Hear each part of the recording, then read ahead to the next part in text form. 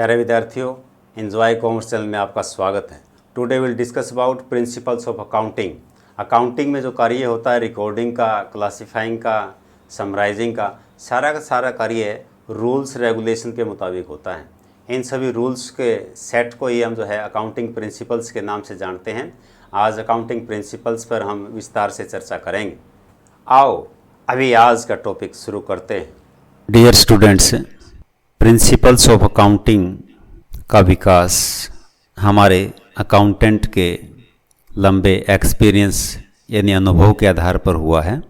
उनकी reasoning power यानी कि विचार शक्ति के आधार पर हुआ है। कस्टम्स यानी कि रीति रिवाजों के आधार पर हुआ है। यूसेजेस उपयोग के आधार पर हुआ है। और प्रैक्टिकल नेसेसिटी यानी कि व्यवहारिक आवश्यकता के आधार पर हुआ है। अकाउंटेंट्स के सामने अकाउंटिंग का कार्य करते वक्त कई तरह की प्रॉब्लम्स और समस्याएं आई, जिनके लिए उन्होंने समाधान ढूंढे और इन समाधानों को अन्य अकाउंटेंट्स ने भी स्वीकार किया।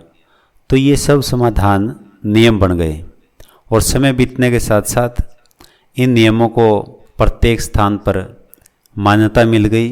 तो ये नियम सिद्धांत बन गए। इन्हीं को ही लेखांकन के सर्वमान्य सिद्धांतों के रूप में जाना जाता है, इनके generally accepted accounting principles, GAAP। The rules of accounting when accepted universally are called generally accepted accounting principles यानी कि GAAP।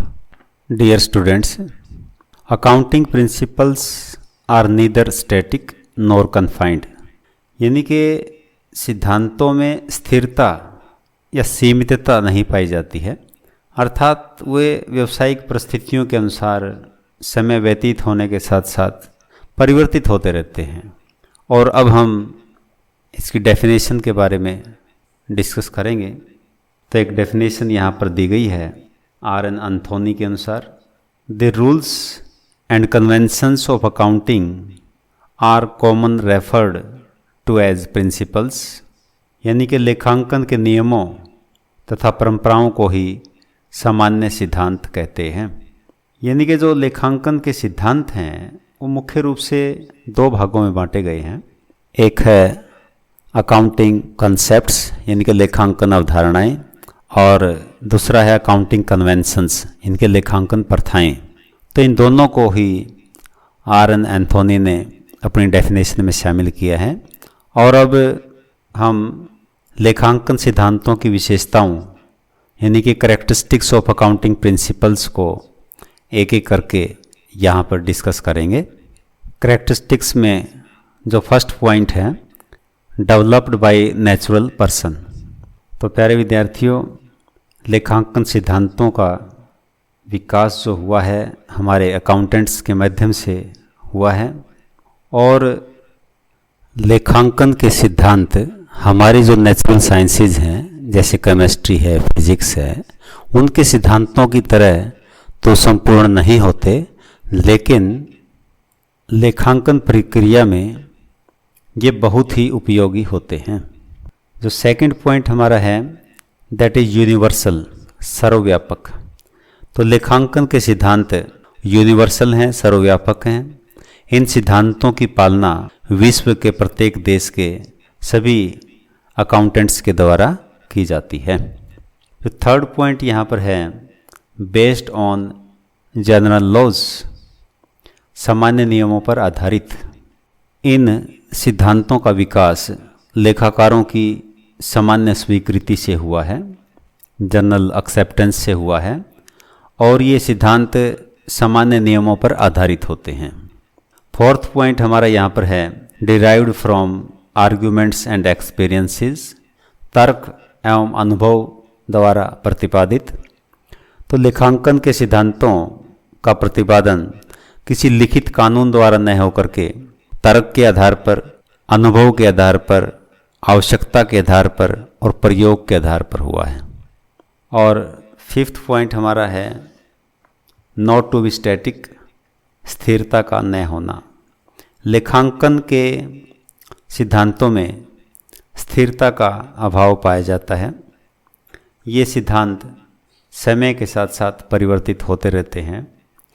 अतिरिक्त लेखांकन सूचनाओं की आवश्यकता, व्यवसाय के वातावरण व गवर्नमेंट की पॉलिसीज़ में परिवर्तन आदि के कारण लेखांकन के सिद्धांतों में आवश्यक बदलाव करने पड़ते हैं।